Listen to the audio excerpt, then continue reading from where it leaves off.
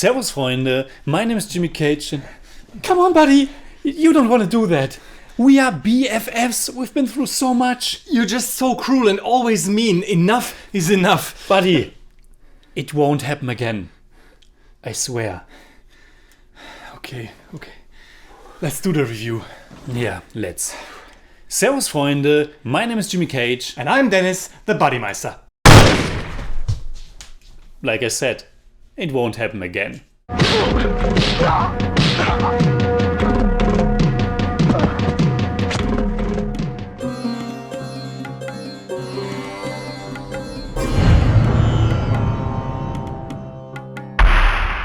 Servus, Freunde. My name is Jimmy Cage. And I'm Dennis, the Bodymeister. And today's movie was once again directly picked for us by one of our awesome Masala Meister tier supporters.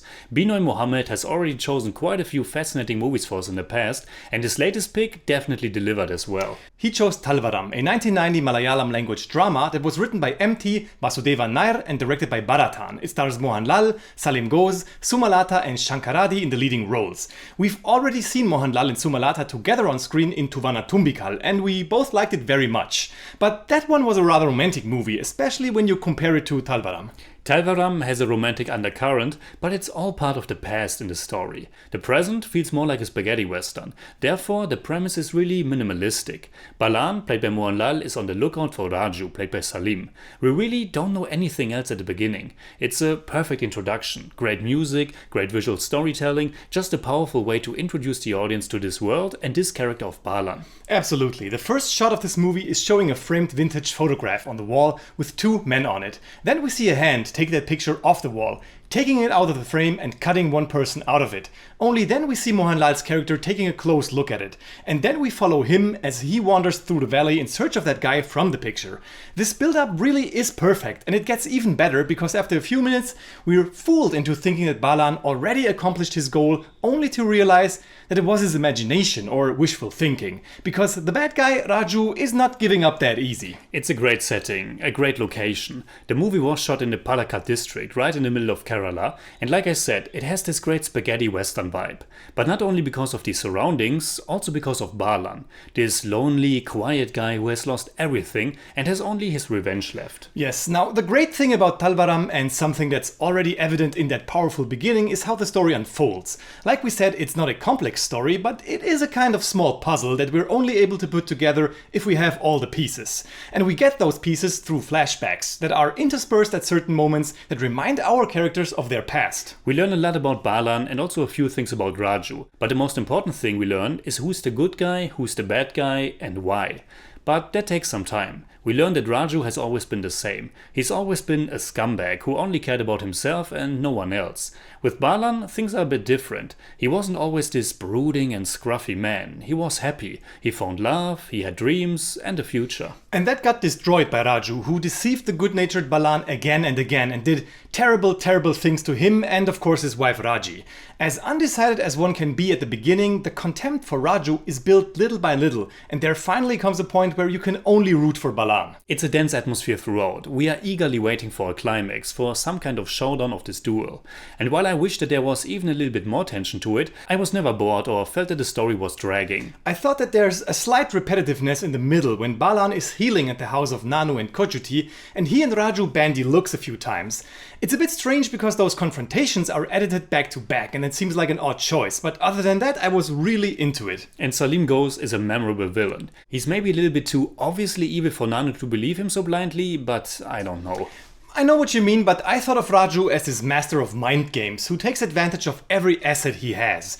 And in this case he's just exploiting the indulgent nature of Nanu and their friendship. It doesn't work with Kochuti. She's confused at one point, but she never buckles. Yeah, good point, but he also tries so blatantly to make advances at her, and I think she could have told her father about it a bit more forwardly.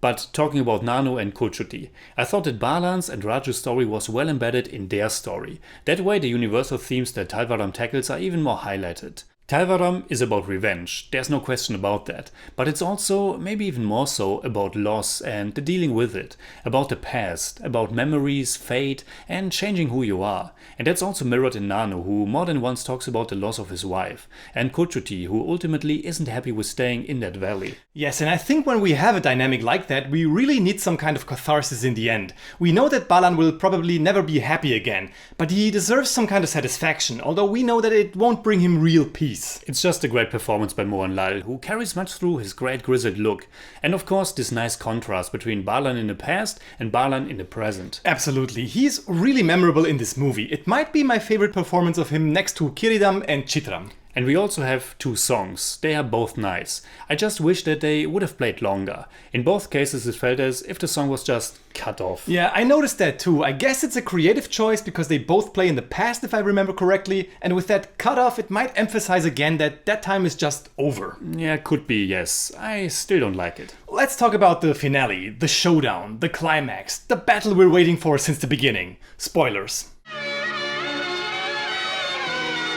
It's literally a pretty explosive finale. Oh yes, I actually thought that it's pretty fantastic and epic. From the moment Balan and Raju see each other on that field, to Raju throwing dynamite, to their raw, dirty and chaotic hand-to-hand fight, to that final scene when Balan drags Raju into that house and gives him a taste of his own explosive medicine. Awesome. I agree, it's really a satisfying end to the story. And I love the way animals are incorporated in it and equated with the human characters. Not just with the vultures in that scene, but also with all the different animals beforehand and how they were used. I actually thought that Balan would leave Raju for the vultures, but he obviously had something different in mind. Yes, now nothing more to say, I think. So what would we say in German about Talvaram? Talvaram begeistert mit seiner ruppigen Western-Atmosphäre und dem rauen Duell seiner beiden determinierten Charaktere. I give Talvaram 7 out of 10. It's more like 7.1, but I don't do that. For me, it's 8 out of 10. It's more like 7.5, but I don't do that either.